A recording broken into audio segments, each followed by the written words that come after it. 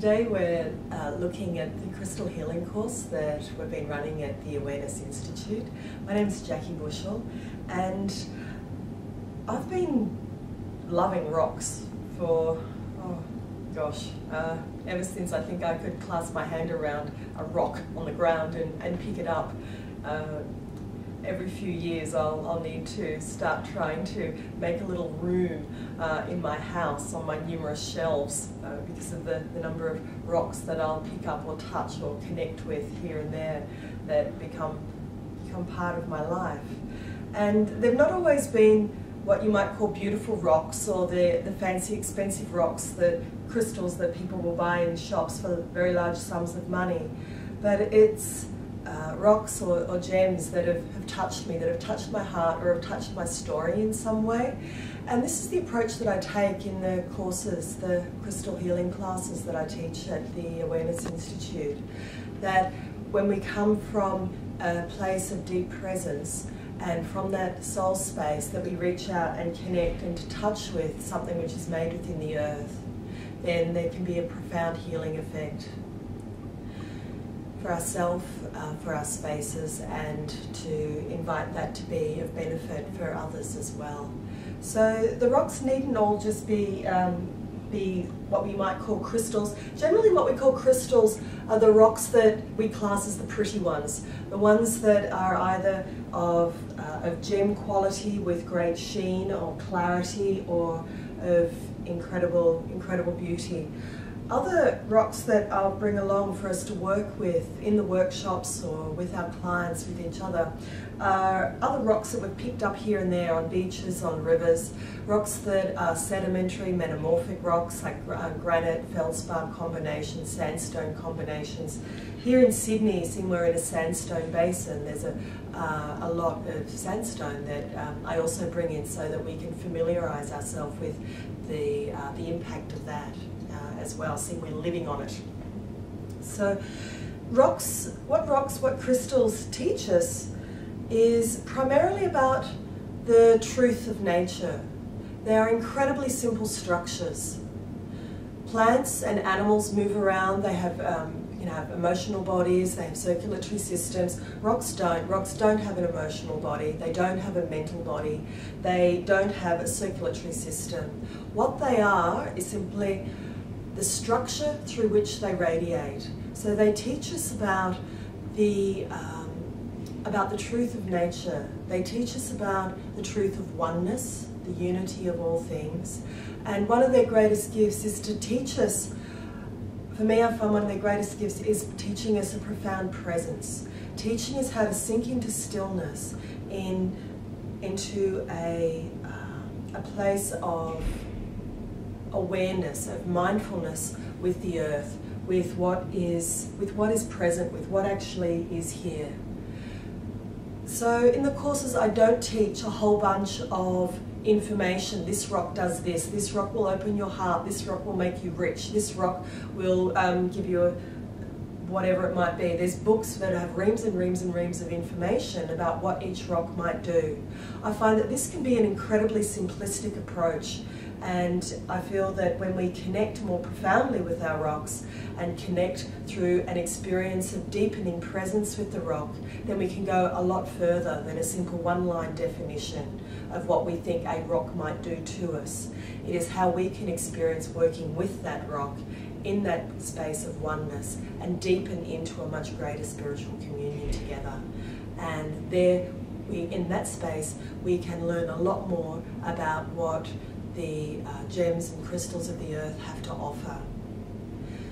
So in the courses, I actually do a lot of meditations with the rocks, with different crystals, and for people to be able to experience what it's like as they bring a different crystal through different parts of their energetic field or placing it on their body in different ways, to feel what it's like, for example, with a piece of rose quartz through each of their chakras, and how that can vary depending on which chakra it is that they're connecting with. And to work with ourselves before we start bringing gems into the auric field of another person. And for feeling in ourselves, feeling in our own body, the profound effect that the rocks can have on us.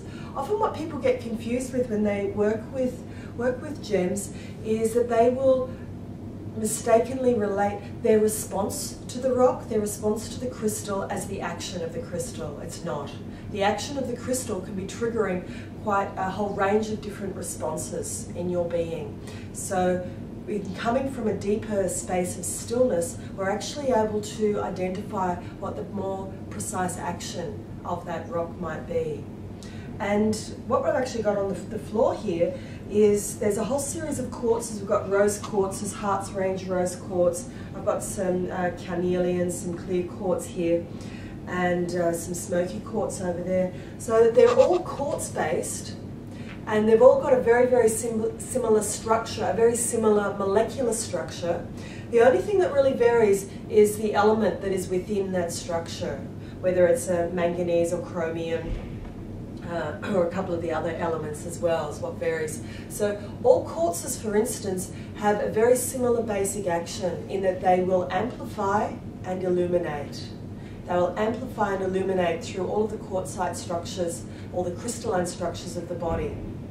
And there's some fascinating work that's coming out now in human molecular biophysics, which talks about our body actually being liquid crystals, which can explain some of the ways in which we can have very rapid resonance, very rapid communication through our being within ourselves and how we respond to things around us as well.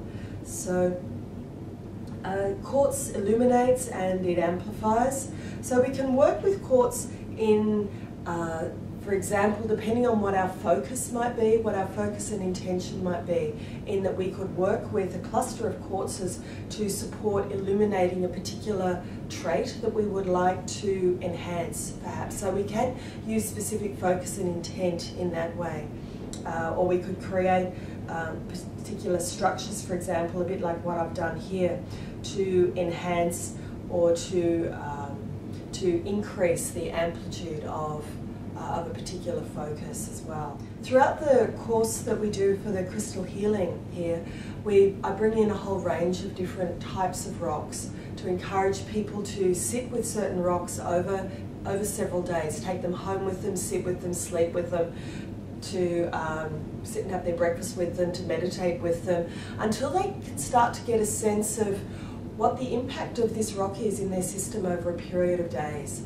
We also look at making things like gem waters. If you put a rock in water for a period of time, and then we can either drink the water or bathe the water as well, because the water will hold aspects of the pattern of the rock that is in contact with it as well, and that can also have healing impacts through our body. That's a little bit different from making gem essences, which we look at in a lot more detail when we look at the course on how to make vibrational remedies. When we're working with crystals, we're working directly with our love and connection with the earth. We're working with coming more deeply into our own presence and coming into working co-creatively with a great deal of presence and mindfulness and joy and love, with our connection with the rocks that are around us, the rocks in our environment, and the incredibly beautiful rocks that are becoming available. When we're working with our crystals and working with the rocks, either the ones that we have around our house, the ones in our environment, the ones that we find in our community, and the ones that we might purchase that are incredibly beautiful. There's so many different rocks that are becoming made available these days, that are coming out of the earth, which provide immense levels of support. And I think that there's such an opportunity for us these days to go well beyond some of those very simple ways which we might have worked with crystals in the past. Some of those very simple meanings that you might find in some crystal healing shops, in crystal healing books, that we're actually able to step into a much deeper spiritual communion with the earth and with our rocks. for healing for ourselves and for healing of our world. If you're interested in finding out any more about the Crystal Healing course that we usually offer 2 or 3 times a year at the Awareness Institute, then contact us either by phone or on our website, which is www.awarenessinstitute.com.au. Thank you very much.